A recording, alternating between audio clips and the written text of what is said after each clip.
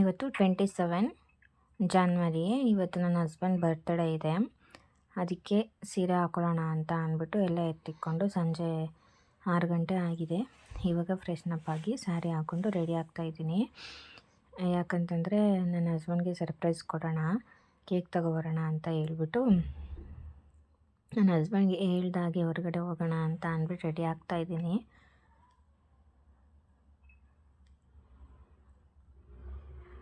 ಅವ್ರಿಗೆ ನಾನು ಏನೂ ಹೇಳಿಲ್ಲ, ಹೊರಗಡೆ ಹೋಗ್ತೀನಿ, ಕೇಕ್ ತೊಗೊಬರ್ತೀನಿ ಅಂತ ಏನೂ ಹೇಳಿಲ್ಲ.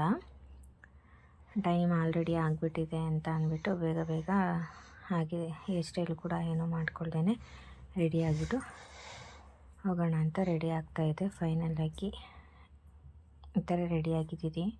ನಾನು ರೆಡಿಯಾಗಿದ್ದೀನಿ ಅಂತ ತೋರಿಸ್ತಾ ಇದ್ದೆ, ಹಾಗೆ ನನ್ನ ಮಗನ ತೋರಿಸ್ತಾ ಇದ್ದೆ. ಇದು ಕಾಟನ್ ಸ್ಯಾರಿ ಮೀಶೋದಲ್ಲಿ ತೊಗೊಂಡಿರೋದು. ಬ್ಲೌಸ್ ಕೂಡ ರೆಡಿಮೇಡ್ ಬ್ಲೌಸನ್ನೇ ಮೀಶೋದಲ್ಲಿ ತೊಗೊಂಡಿರೋದು. ಬೇಕು ಅಂತಂದರೆ ಲಿಂಕ್ ಬೇಕಂದರೆ ಕಮೆಂಟ್ ಮಾಡಿ. ಹೆಂಗಿದ್ರು ಸಂಜೆ ಆಗಿತ್ತಲ್ಲ, ಟೈಮ್ ಆಗಿಬಿಟ್ಟಿತ್ತಲ್ಲ ಅಂತ ಅಂದ್ಬಿಟ್ಟು ಒಂದೇ ಸರಿ ಪೂಜೆ ಮಾಡಿಬಿಟ್ಟು ಹೋಗೋಣ ಅಂತ ಅಂದ್ಬಿಟ್ಟು ಪೂಜೆ ಮಾಡ್ತಿದ್ದೆ. ನನ್ನ ಮಗ ಯಾವಾಗ್ಲೂ ಇದೇ ರೀತಿ ಪ್ರತಿ ಸಲ ನಾನು ಪೂಜೆ ಮಾಡುವಾಗ ಯಾವಾಗ್ಲೂ ಅವ್ನು ನನ್ನ ಜೊತೆಲಿ ಇರ್ತಾನೆ. ಹಾಗೆ ನಾನು ರೆಡಿ ಆಗಬೇಕಾದ್ರೆ ನನ್ನ ಹಣೆಗೆ ಸ್ಟಿಕ್ಕರ್ ಇಕ್ಕೊಳ್ಳೋಣ ಅಂತ ತಗೊಂಡಿದ್ದಾಗ ಅವನು ಸ್ಟಿಕ್ಕರ್ನ ತಗೊಂಡು ಮೂಗ್ಬೆಟ್ಟು ಥರ ಇಕ್ಕೊಂಡಿದ್ದಾನೆ. ಅವ್ನು ಹುಡುಗ ಆದ್ರೂ ಬರೀ ಹುಡುಗಿ ಥರನೇ ಲಿಪ್ಸ್ಟಿಕ್ ಹಾಕ್ಕೊಳ್ಳೋದು, ಸ್ಟಿಕ್ಕರ್ ಹಾಕ್ಕೊಳ್ಳೋದು ಎಲ್ಲ ರೆಡಿ ಮಾಡ್ತಾನೆ ಇದ್ದಾನೆ. ನಾನು ಇವಾಗ ಈ ಥರ ವಾಯ್ಸ್ ಓವರ್ ಕೊಡಬೇಕಾದ್ರೆ ಇಲ್ಲೇ ಪಕ್ಕದವ್ರು ಮಲ್ಕೊಂಡು ನೋಡ್ತಾನೆ ಇದ್ದಾನೆ, ಏನು ನಮ್ಮಮ್ಮ ಈ ಥರ ಮಾತಾಡ್ತಾಳಲ್ಲ ಅಂತ. ಅದಕ್ಕೆ ನಗು ಬಂತು. ಸೊ ಫೈನಲಿ ಇಬ್ಬರು ಸೇರಿಕೊಂಡು ಪೂಜೆನ ಮಾಡಿದ್ವಿ.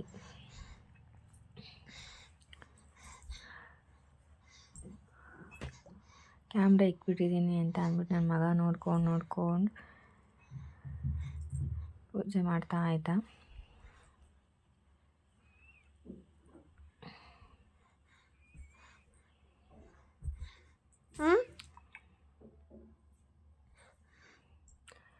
ಹಾಗೆ ಪೂಜೆ ಮಾಡಿಬಿಟ್ಟು ಆನ್ ದ ವೇ ಹೋಗ್ತಾ ಬೇಕ್ರಿ ಪಕ್ಕದಲ್ಲೇ ಏನೋ ದೇವಸ್ಥಾನ ಕೂಡ ಇತ್ತು.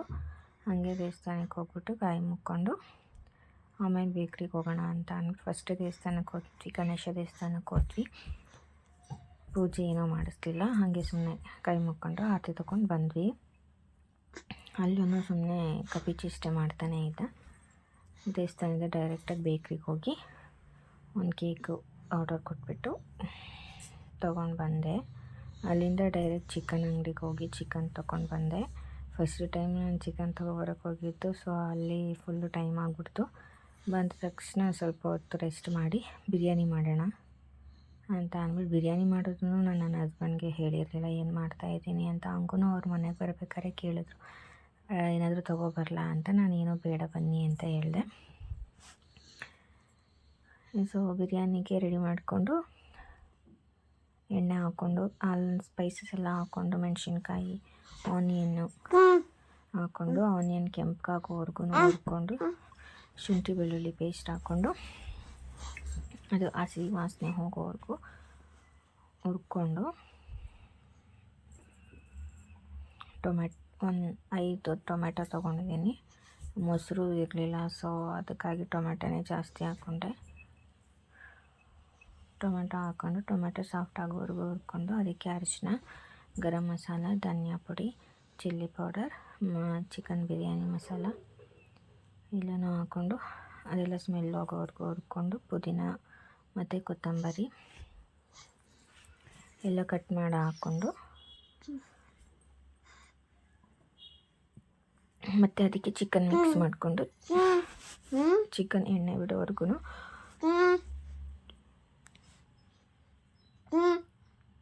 ಹುರ್ಕೊಂಡೆ. ನಾನು 4 ಗ್ಲಾಸ್ ಅಕ್ಕಿ ಹಾಕ್ಕೊಳ್ಳೋದ್ರಿಂದ 2 ಗ್ಲಾಸ್ ಅಕ್ಕಿ ಹಾಕ್ಕೊಳ್ಳೋದ್ರಿಂದ 4 ಗ್ಲಾಸ್ ನೀರನ್ನ ಹಾಕ್ಕೋತಾ ಇದ್ದೀನಿ. ನೀವೆಷ್ಟು ಅಕ್ಕಿ ಹಾಕ್ಕೋತೀರಾ ಅದ್ರ ಡಿಪೆಂಡ್ ನೀವು ನೀರನ್ನ ಹಾಕ್ಕೊಳ್ಳಿ.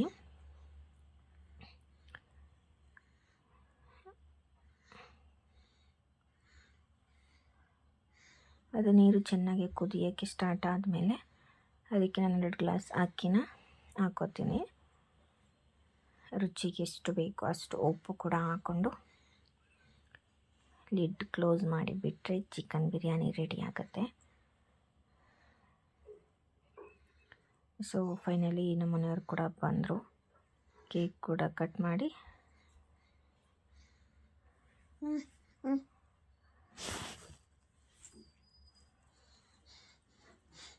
ನನ್ನ ಮಗ ಅವನಿಗೊಂಥರ ಖುಷಿ, ಕಾಯ್ತಾ ಇದ್ದ ಯಾವಾಗ ಕೇಕ್ ಕಟ್ ಮಾಡ್ತೀವಿ ಅಂತ ತಂದಾಗಿಂದನು.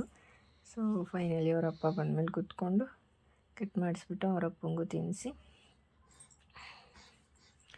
ಪುಟ್ಟದಾಗಿ ಸೆಲೆಬ್ರೇಟ್ ಮಾಡ್ತಿದ್ವಿ.